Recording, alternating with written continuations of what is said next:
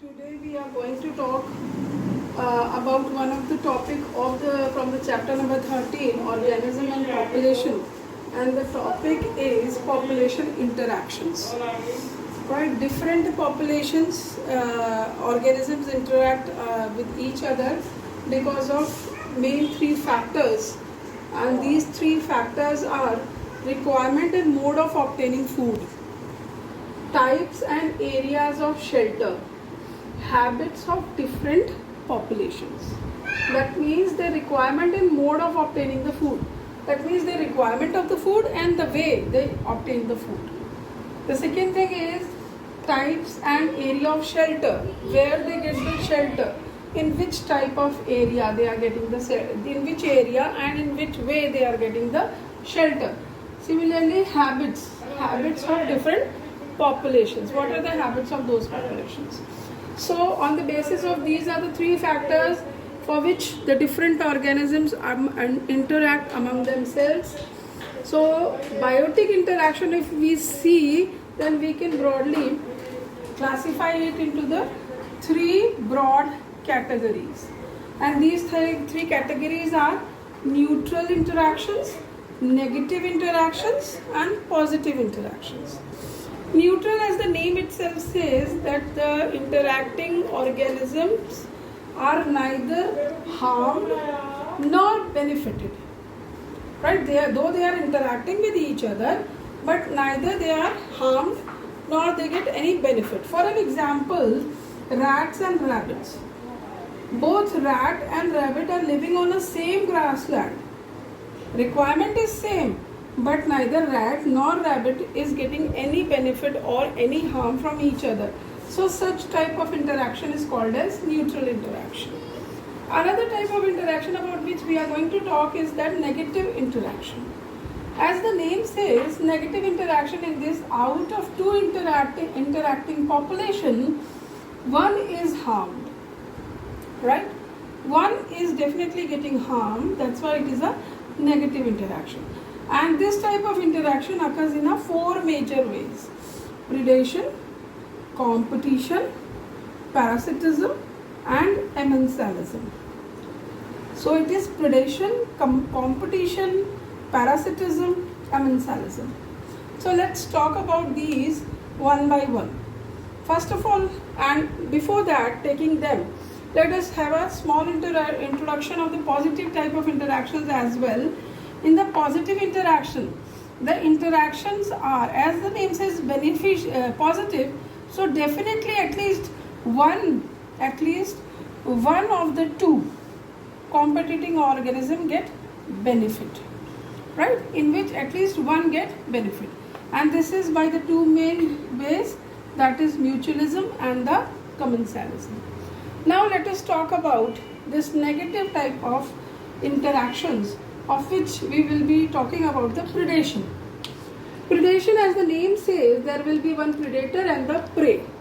Suppose there is an organism A and organism B. Organism A is eating organism B. This is called as predation, right?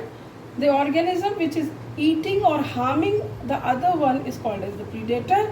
The other one which is eaten up, here in this case B, the other one which is being eaten up or harmed by the organism A is called as prey, and this process is called as predation.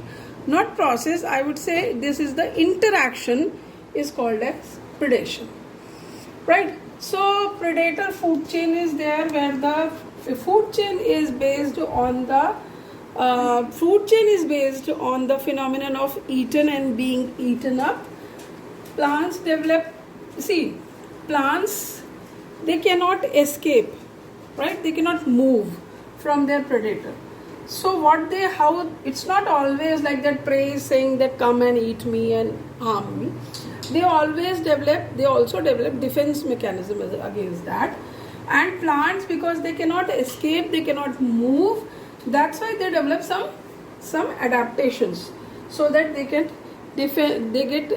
protected by their predators. Like plants develop spines, Some of the plants have a very bitter taste for the animals, grazing animals, and the animals they don't like to eat such plants. And they also secrete few plants also secrete some chemicals, and they chemicals are very distasteful or they upset their metabolism. That's why the grazing animals avoid such plants to from eating. Besides that, one more method is there, that is called as the camouflage. Camouflage means an organism develops the body color, or they get hidden in the surface or the background in which they are there. Like if animal is present in the plants, their body color will become green, or if they are in the rocks, their body color will become the color of the rocks. In this way, it is not easy for the predator to locate them, and they get protected from there. Similarly, one very good example is of monarch butterfly. Monarch butterfly is poisonous in nature. Why it is poisonous in nature? Because, and this is the adaptation, the animal avoids to eat monarch butterfly every time, because at its caterpillar stage it eats lot of poisonous weeds. That's why monarch butterfly becomes poisonous. Now, one very good thing is that the population can be controlled, or one of the species can be controlled due to the predation. A good example of this is Opuntia prickly pear. Right? The population can be controlled. How it can be controlled? Population Opuntia in the Australian area, it has grown like anything. It vastly grown, and it is controlled only when the cactoblastosis is introduced, and this cactoblastosis controlled the Opuntia. So predators are very much important and very much required for the controlling the species. Another one is like mosquito population is also controlled only when the Gombosia is introduced in such lakes, only then the population. So what are the benefits of this predation? It is not always harmful. It is very much required it is very much required. How it is required? Because it is one of the conduits of the transfer of energy, and in a food chain, transfer of energy from one trophic level to another trophic level. It also increases the species diversity by controlling the population of the predators and the prey, and controls the population of the prey, definitely, as we have seen here in the examples, right? So predation is a very important one of the interaction, though it is negative, but also having some positive aspects, as we have discussed. Now we are going to discuss about the second negative type of interaction, and that is competition. In competition is the interaction between individuals for obtaining same resources. It is definitely, the competition will be there only when the resources need is same. So this competition is of two types. One is called as the intraspecific, and the other one is interspecific.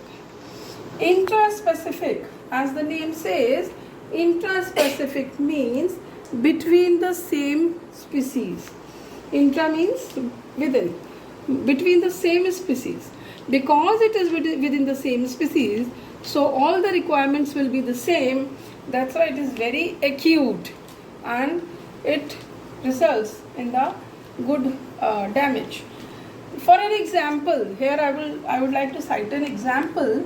Like we very well know, and we have observed nearby, that many seeds, we sow many seeds, right? Then from those seeds, many seedlings we get many seedlings. But are all these seedlings develop into a proper plant? No, they don't develop into the proper plant, because they are having the same requirement. They belong to the same species. So in that competition, the one which is not that much fit get eliminated, and then only the other one which is capable of competing for the resources will develop into the plant. Now the second type of interaction is interspecific competition. Inter means between the different species, but definitely the competition will always be there when the requirement is same. Though the members are of different species, but the requirements are same. So they will have a competition, and such competition is called as interspecific competition. So whenever interspecific competition is there will be generally elimination of one of the species. For an example, if I cite it here, right, there in the Galapagos Island, right, when there was an introduction of the grazing goats, right, most of the Abingdon tortoise were unable to compete with them and they got eliminated. This is called as Gauss exclusion principle, or principle of competitive exclusion.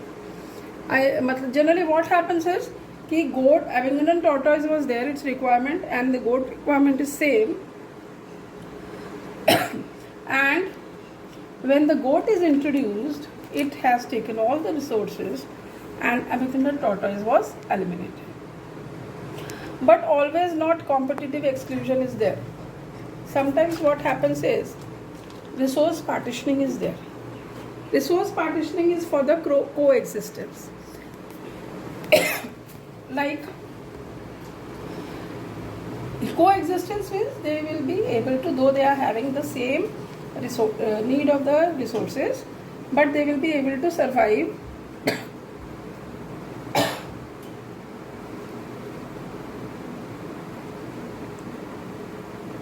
five different species of warblers. They have lived on the same tree because of the behavioral difference in their foraging activity. Like they have a capability to coexist because they have done the resource partitioning. Resource is same, but they have developed their different foraging activities. They are doing the foraging at different time, at different pattern. That's why they were able to coexist. One more thing is their competition release. This was shown in the Connell's field experiment in the rocky coastal areas of the Scotland. What competition release says that if there will be no competition, then the one of the species will be able to grow, and it will grow like anything. For an example, there were superior balanus who were dominating, right, the smaller brancals. They are called as the Chathalamus. But when the superior balanus were removed from that area, there was the overgrowth or overpopulation of the Chathalamus in that particular area. So this is called as the competition. Whenever this is called as the competition release. That means whenever the competition is removed, the other species is going to do the overpopulation. So as again we can understand that competition is also very much required for the control of any of the species.